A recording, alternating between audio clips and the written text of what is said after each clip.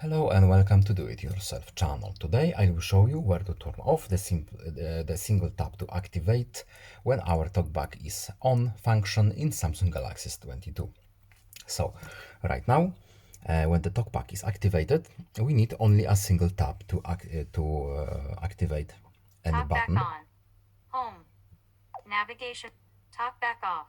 Default is 2 taps. So when we want to restore our 2 taps, we need to go to settings, then accessibility, next talkback, settings, and at the bottom we have advanced settings.